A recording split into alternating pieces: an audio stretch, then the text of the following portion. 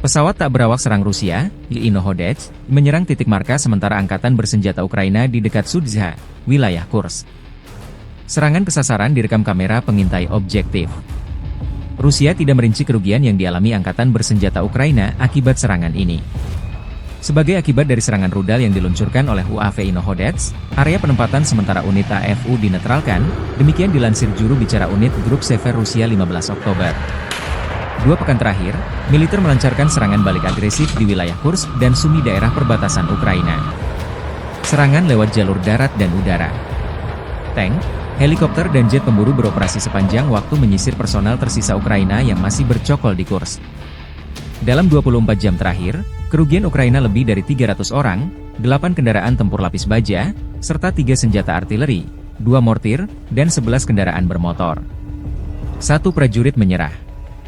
Sejak militer Ukraina melancarkan serangan ke wilayah Rusia di Kursk, Angkatan Bersenjata Ukraina telah kehilangan lebih dari 22.950 prajurit, 157 tank, 72 kendaraan tempur infanteri, 98 pengangkut personel lapis baja, 917 kendaraan tempur lapis baja, 630 kendaraan bermotor, 189 senjata artileri, 36 peluncur roket ganda, termasuk 9 HIMARS dan 6 MLRS buatan Amerika Serikat, 9 peluncur rudal anti pesawat, 5 kendaraan pengangkut dan pemuat, 48 stasiun IU, 9 radar perang anti baterai, 3 sistem pertahanan udara, 22 peralatan teknik dan lainnya, termasuk 13 penghalang teknik, 1 kendaraan pembersih ranjau UR-77, dan 3 kendaraan pemulihan lapis baja.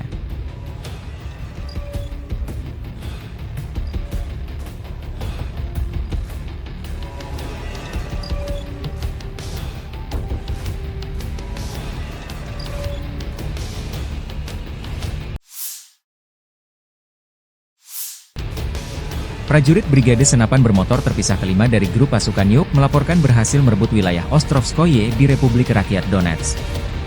Di bawah tekanan kelompok penyerang kami, unit angkatan bersenjata Ukraina terpaksa mundur ke pemukiman tetangga Kurahovo, meninggalkan yang terluka di posisi mereka.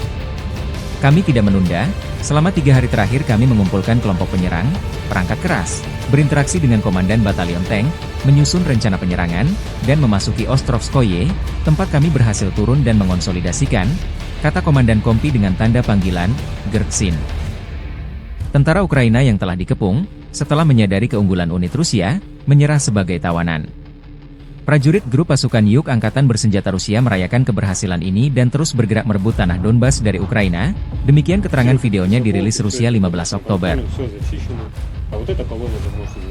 Здесь тоже у нас выставлены посты, ведется круглосуточное дежурство. Мы не стали затягивать, в течение 3 дней собрали штурмовые группы, собрали технику, взаимодействовали с командиром танкового батальона, разработали план захода и зашли в населенный пункт Островский, где мы успешно спешились, закрепились. Тут мы приближаемся к Курахово, мы знаем, какие там укрепы у них, ждали более жесткого сопротивления. Но они не ожидали, что мы так быстро пойдем в накат, так скажем. Они не успели укрепиться, поскольку они откатились с исправительной колонии, с острова, также куда мы внезапно заскочили, так скажем. Они откатились в Островское, и спустя 3 дня опять мы туда залетаем на бронетехнике, спешимся, начинаем зачистку. У них не было варианта, как опять бежать. Мы не дали им оформиться, окопаться, укрепиться. То есть давим, идем вперед. Pasukan terjun payung Ivanovo menghancurkan markas sementara angkatan bersenjata Ukraina di sebelah barat pinggiran desa Chasov Yar. Jet tempur Ivanovo mengirim bom bersayap FAB-500 persis ke posisi musuh. Dalam rekaman, 2 titik sekaligus terkena serangan. Asap tebal membubung ke angkasa tak lama setelah serangan. Belum ada konfirmasi dari kubu Rusia dan Ukraina mengenai jumlah kerugian akibat serangan tersebut. Beberapa pekan terakhir, Rusia masif menggunakan serangan udara bom bersayap FAB. Bom FAB milik Rusia adalah jenis bom konvensional yang dikenal sebagai bom fragmentasi atau bom ledakan udara. FAB adalah singkatan dari Fugasnaya Aviationaya Bomba dalam bahasa Rusia, yang berarti bom udara peledak. Bom ini dirancang untuk dilepaskan dari pesawat tempur atau pembom dan umumnya digunakan untuk menyerang target darat, seperti bangunan, kendaraan, atau konsentrasi pasukan. FAB memiliki beberapa varian berdasarkan beratnya, seperti FAB 250, FAB-500, FAB-1000, yang angkanya menunjukkan berat bom dalam kilogram. Bom ini bekerja dengan meledak di udara atau saat menyentuh tanah, melepaskan gelombang kejut dan pecahan-pecahan logam, shrapnel, untuk merusak atau menghancurkan target di sekitarnya. Bom FAB dikenal efektif untuk serangan area luas karena daya ledaknya yang besar dan kerusakan fragmentasi yang dihasilkan.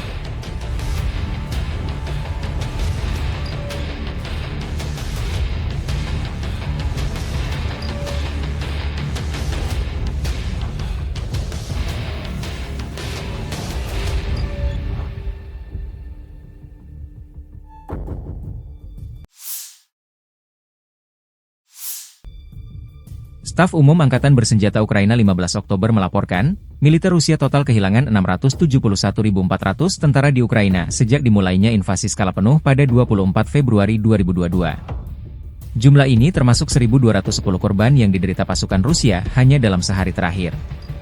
Rusia juga kehilangan 13 tank, 9 sistem artileri, 10 pesawat tanpa awak dan 4 kendaraan khusus militer dalam 24 jam terakhir.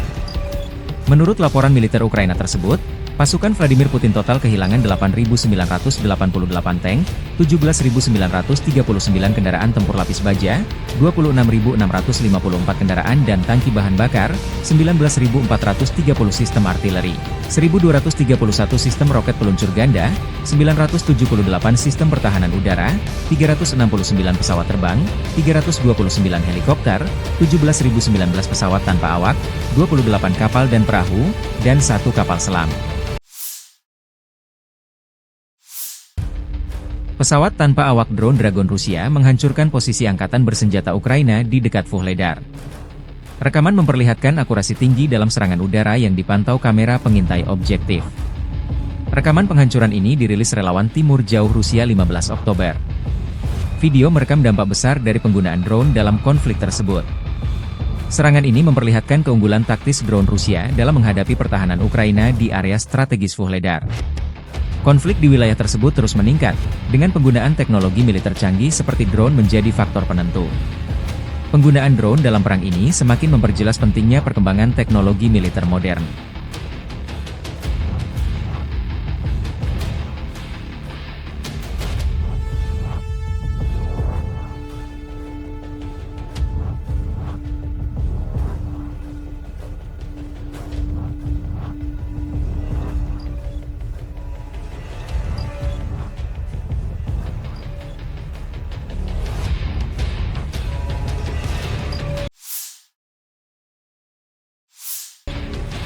Operator drone brigade berburu terpisah ke-71 DSHV Angkatan Bersenjata Ukraina, menghancurkan logistik Rusia di garis depan.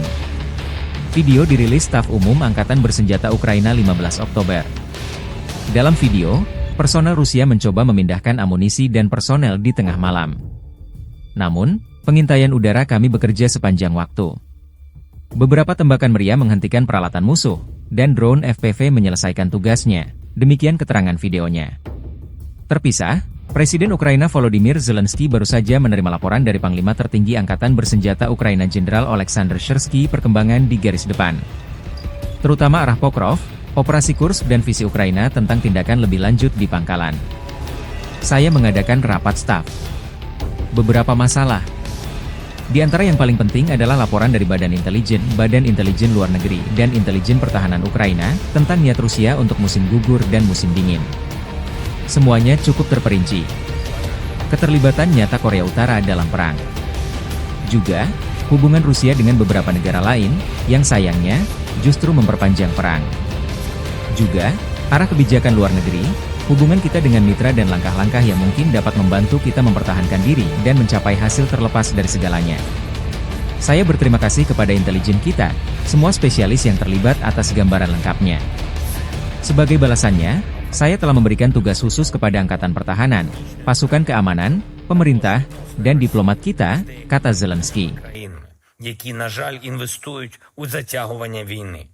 Також зовнішньополітичний напрямок, наші відносини з партнерами та вірогідні кроки, які можуть допомогти нам оборонятись і попри все досягати результату. Я дякую розвідці усім задіяним спеціалістам за повну картину. У відповідь дав конкретні завдання силам оборони, силам безпеки, уряду і нашим дипломатам.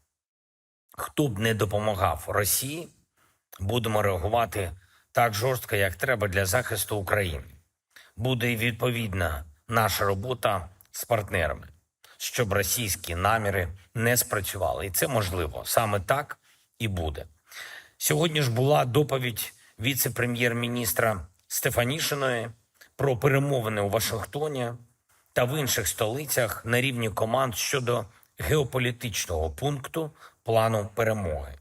Працюють військові на своїх рівнях з нашими партнерами по воєнних пунктах.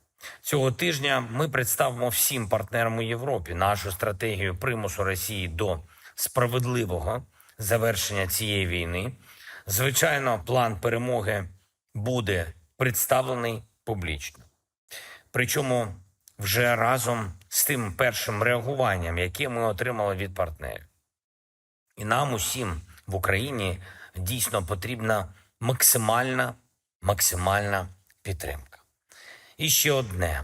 Була доповідь Олександра Камишина по нашому виробництву вітчизняному і постачанню в армії. Станом на сьогодні є вже 1 мільйон дронів, які були закуплені за державний кошт та поставлені на фронт. І це тільки те, що робить держава. Є також постачання від волонтерів, від усіх, хто підтримує. Я хочу подякувати кожному і кожній, хто робить нашу армію технологічною, всім українським виробникам, всьому нашому державному сектору, усім партнерам, які вкладаються у виробництво дронів в Україні. Ми будемо і надалі нарощувати це постачання. І головне, щоб технологічний розвиток допомагав нам берегти життя наших воїнів. Дякую усім, хто з Україною. Слава Україні! Подразделениями группировки войск «Север» на Липцевском и Волчанском направлениях нанесено поражение формированием 57-й мотопехотной бригады и 129-й бригады территориальной обороны Вооруженных сил Украины в районах Волчанска и Липцев. Потери противника составили до 45 военнослужащих, боевая бронированная машина и 2 автомобиля. Уничтожен полевой склад с боеприпасами. Подразделения группировки войск «Запад» заняли более выгодные рубежи и позиции. Нанесли поражение живой силе и технике 3-й танковой, 14-й, 114-й, 115-й механизированных бригад ВСУ, 112-й бригады теробороны, 1-й и 27-й бригад Национальной гвардии в районах населенных пунктов Новоосиново, Петропавловка, Лужковка, Купянск-Узловой, Двуречная, Першотравневая и Кругляковка Харьковской области. Отражены 2 контратаки штурмовой группы 67-й механизированной и 3-й десантно-штурмовой бригады ВСУ. Противник потерял до 490 военнослужащих, 2 боевые бронированные машины, в том числе бронетранспортер М112 производства США, 3 пикапа, гаубица М198 производства США и орудия Т-20. Также уничтожено 3 склада с боеприпасами. Подразделения южной группировки войск продолжили продвижение в глубину обороны противника, нанесли поражение формированием 28-й, 56-й механизированных, 79-й десантно-штурмовой бригад, 116-й бригады территориальной обороны ВСУ в районах Ливаненского, Шевченко, Краматорска, Залезнянского и Курахова. Отразили 3 контратаки подразделений 28-й, 46-й механизированных, 81-й аэромобильный бригад ВСУ. Потери противника составили до 620 военнослужащих, боевая машина пехоты, 4 автомобиля, 155 мм гаубица М777, 122 мм гаубица Д-30, 105 мм орудие М119. Уничтожены 3 склада с боеприпасами. Оперативно-тактическая авиация, ударными беспилотными летательными аппаратами, ракетными войсками и артиллерией группировок войск Вооруженных сил Российской Федерации нанесено поражение скоплением живой силы и военной техники противника в 119 районах. Средствами противовоздушной обороны сбиты реактивный снаряд РСЗО «Химарс», 25 беспилотных летательных аппаратов самолетного типа. Подразделения группировки войск «Центр» улучшили положение по переднему краю, нанесли поражение живой силе и технике 5-й танковой, 28-й, 67-й, 100-й механизированных, 25-й воздушно-десантной бригад, 119-й бригады территориальной обороны ВСУ, 14-й бригады Национальной гвардии Украины в районах населенных пунктов Родинская, Кураховка, Селидово, Димитров, Цукурино, Новоселидовка, Дзержинск и Миролюбовка. Отразили 9 контратак подразделений 53-й, 100-й, 110-й, 157-й механизированных бригад, 38-й бригады морской пехоты, 49-го и 425-го штурмовых батальонов ВСУ. Противник потерял до 465 военнослужащих, боевую бронированную машину «Кирпи», 4 автомобиля, 122 мм гаубицу Д-30 и 100 мм противотанковую пушку МТ-12 «Рапира». Подразделения группировки войск «Восток» заняли более выгодные рубежи, освободили населенный пункт Ливадное, нанесли поражение живой силе и технике 72-й механизированной, 58-й мотопехотной бригад и 110-й бригады территориальной обороны ВСУ в районах Доброволья и Темировки. Потери противника составили до 120 военнослужащих, бронетранспортер, 4 автомобиля, самоходные артиллерийские установки «Богдана» и «Цезарь». Подразделениями группировки войск «Днепр» нанесено поражение формированием 141-й пехотной бригады, 35-й бригады морской пехоты, 124-й бригады территориальной обороны в районах Степного, Днепровского и Антоновки. Потери ВСУ составили до 25 военнослужащих и 4 автомобиля. Уничтожен склад с боеприпасами.